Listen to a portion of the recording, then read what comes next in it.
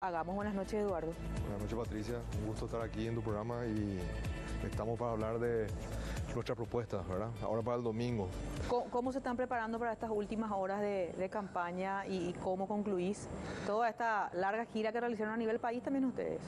Claro, en general el movimiento. Claro, el en tu movimiento caso más sí. capital, ¿verdad? Claro, Tony especialmente a nivel país Sí. por el senador, ¿verdad?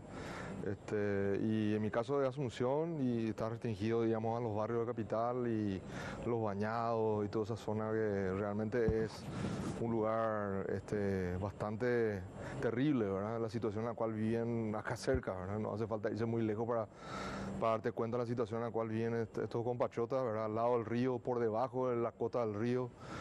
Una situación lamentable realmente y que no puede seguir de esa manera porque como habías tocado todo el bloque anterior, ¿verdad? Esta gente que hoy se está candidatando de vuelta maniobran de manera tal que lastimosamente los que al final salen perdiendo siempre son la gente más humilde, ¿verdad? Uh-huh. ¿Y cuál es el proyecto o bandera que tenés en caso de que llegues a la Cámara Baja? Bueno, como toda mi campaña se basó en varias cuestiones, ¿verdad? Se basa en el medio ambiente y en el tema energético, valorar la energía que tiene el Paraguay y los recursos que tiene el Paraguay.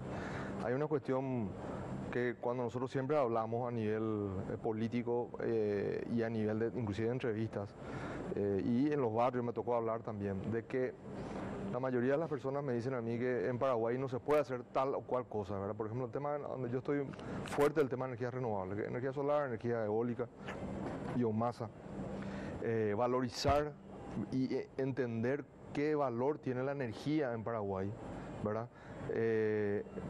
Y eso cuesta muchas veces entender porque en Paraguay la energía, en sí, la energía eléctrica estamos hablando, que podría haber desarrollado un montón de industria y un montón de traer un montón de beneficios al país, no lo hizo. ¿Y por qué no lo hizo? Porque sencillamente un grupo de personas en su momento, hace 40 años atrás, negociaron de una manera el Tratado de Itaipú y lo de Yacyretá. ¿Verdad? Consecuencia de eso es el país que tenemos ahora, consecuencia de eso es que solamente los beneficios que generaron esas dos hidroeléctricas están distribuidos en algunos pequeños sectores, no hay sectores, no se masificó ese no hay un beneficio masivo. Exactamente. Y hoy estamos en una situación histórica, eso es lo que también la ciudadanía tiene que entender, que independientemente de que yo entre, ojalá, ¿verdad?, que tengan la confianza de que me voten, pero independientemente de eso, como ciudadanos tenemos que defender el tema del Tratado de Itaipú, que se va a tratar, que se tiene que empezar a negociar a partir de este periodo. Tenemos que entender que vamos a tratar con un país muy grande, ¿verdad? Un país con recursos muy grandes y que está visto que tienen el poder para recuperarse sin problema de un esquema como el Lavallato o cualquiera de esos esquemas de corrupción. Nosotros somos un país pequeño que tenemos que saber librar nuestras armas y es el momento de que todos los paraguayos tenemos que involucrarnos en el tema del Tratado de Itaipú. Es un tratado muy corto, muy simple, no es muy complicado de leer y solamente es el anexo C el que se va a tratar, que es la renegociación del precio, ¿verdad? En el cual el Paraguay hay un candidato que está ofreciendo energía gratis, por ejemplo, ¿verdad? Energía más barata, creo más barata y en algunos casos inclusive gratis, ¿verdad? Y hay otro candidato que no dice nada al respecto. Y sin embargo, ninguno de los dos tratan en realidad el tema de Itaipú, como debería de ser. Entonces, para nosotros es preocupante porque, así como había dicho un estudioso que vino un paraguayo que vino de Estados Unidos y hizo una charla, él en uno de sus cálculos, en el mayor, ¿verdad?, en el mejor de los casos, daba que Paraguay en esos 40 años perdió 103 mil millones de dólares, que es un dinero que inyectado a nuestra economía hubiese cambiado la historia de este país. Evidentemente bien manejado, no manejado de una manera arbitraria como ahora relativamente es. Entonces, nosotros la campaña que tenemos, la campaña y lo que queríamos colocar en el sector político, es que se tenga en cuenta el medio ambiente, el valor del medio ambiente, el valor del agua, el valor del cuidado del medio ambiente, de la reforestación y parar con la deforestación, ¿verdad? Porque la deforestación que nosotros tenemos es abismal y es algo que vamos a tener consecuencias cercanas en el cambio de clima. Disculpame, te interrumpa. ¿Cómo hacer para que entre en la cabeza de la gente el tema de la deforestación? Porque es como que no hay interés en la gente, no le preocupa a mucha gente, no digo en general, pero a mucha gente importante que si presta mucha atención a eso y manifiesta su forma de pensar al respecto y su preocupación, podría cambiar muchas cosas, pero es como que no es importante para mucha gente, es como que algo muy lejano. Y te cuento más. De hecho, cuando yo empecé a hablar de ese tema entre programas periodísticos, me habían dicho que vos seguís hablando de eso. No vas a vender. No vas a vender, no vas a entrar nunca. Y yo veo totalmente diferente. Yo veo que los jóvenes principalmente tienen otra conciencia con respecto al medio ambiente. Es cierto, mucha gente no tiene eso como un valor y no le da ningún tipo de número a eso y tampoco habla del tema, sino que es el día a día. Y está bien, porque lógicamente algunas personas en este país viven el día a día. Es imposible que puedan valorar el medio ambiente, el agua y ese tipo de cosas. Pero nosotros, que tenemos la suerte de tener otra formación y haber llegado donde llegamos, tenemos que empezar a hacer presión para que esta gente también sepa y valore ese tipo de cosas. Por ejemplo, en el bañado. Estuve en el bañado y estuvimos hablando de este tema del medio ambiente, estuvimos hablando del agua, estuvimos hablando... ¿Qué dice la gente del bañado? Del bañado, por ejemplo, lo tiene primero que me dijeron del tema del agua es, primero la inundación, ¿verdad? Sí. Y segundo, el tema de que, por ejemplo, la basura, que cuando hay una lluvia, los de arriba, que son la gente que vive un poco más arriba, tira la basura en los cauces de los arroyos y lo que hacen trancar, por ejemplo, los pocos puentes que hay en el bañado, los trancan, de forma que se forma una laguna. Entonces, estamos hablando de una inconsciencia total, ¿verdad? Y, habíamos visto unos videos también de gente tirando en Intaputapunta, tirando basura directamente al río. O sea, hay cuestiones acá que ya son impostergables, ¿verdad? Hay que empezar a trabajar desde todos los ángulos, y yo creo que el ángulo político es el que más falta trabajar, porque si nosotros, los políticos, no empiezan a tener visión de país a mediano y largo plazo, este país en 5 o 10 años va a ser un país ingobernable. Y eso yo ya lo había advertido, ¿verdad? ¿Por qué? Porque vamos a tener una crisis, no solamente de valores, no solamente digamos, de salud a causa del malestar que se genera en el medio ambiente, sino que no vamos a tener energía porque nosotros vamos a consumir toda la energía de Itaipú y Yacyretá.